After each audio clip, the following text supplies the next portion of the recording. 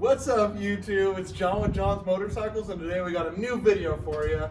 It's going to be handlebars for your new Road Glide. I did a T-bar setup, except I didn't have to cut into my nacelle, so I can still see my speedometer and my tachometer. Anyways, guys, we're going to get into it. I'm going to show you all the parts we did for this build. Let's get right into it.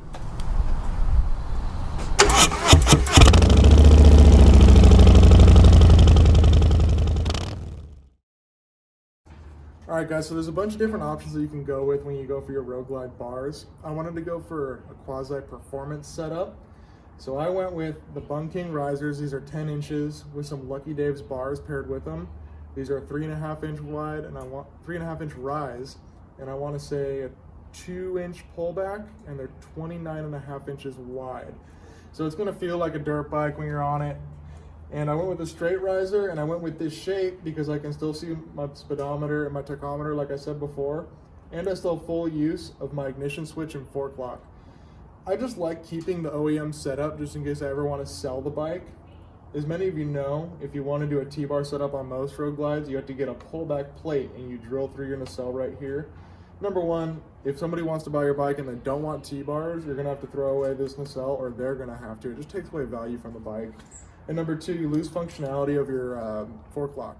So, alright guys, so for the parts list, again, we got the Bungking riser, which is a 10-inch riser, gloss black with the matching top clamp. That altogether was about $225 before tax or shipping and handling.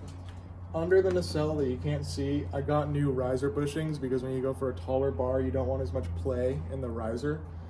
So those were about $50. I'm going to put the real prices on the screen because I'm going off of my memory right now. These are the Lucky Days riser bar. I want to say they're between $150 and $160. Then you also have to change out your clutch clamp and your brake clamp.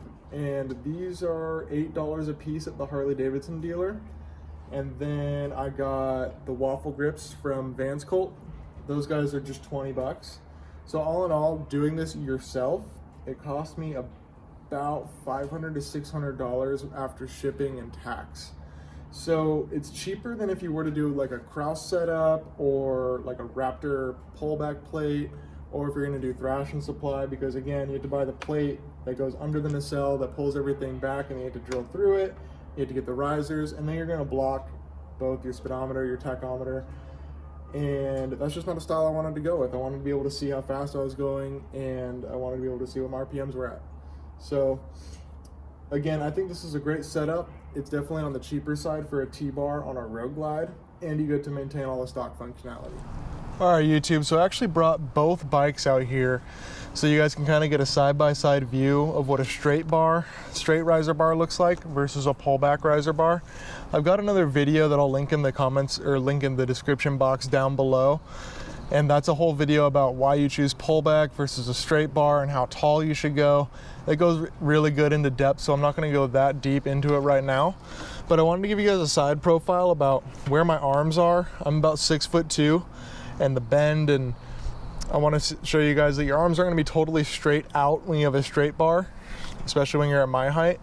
However, I would recommend, if you're a shorter dude, I would probably go with the pullbacks. This is pretty comfy. I've done a 4-hour trip on them already, and I had no problems. But again, you're going to be sitting more upright. It's not a slouch seating position, because when you do this, you're really, arms are straight. You don't have a lot of movement in your arms, and you can't reach your controls as well. Whereas when you sit up on the bike, it's a little bit more of a performance seating. One thing to keep in mind when you're looking at getting a pullback riser on your Road Glide is that not only are you going to have the pullback from the bar, the bike over here, if y'all can see it, has an 1.5-inch pullback riser on it. When you do an 1.5-inch pullback riser on the Road Glide, you also have to get an 1.5-inch pullback mounting plate that goes under your nacelle.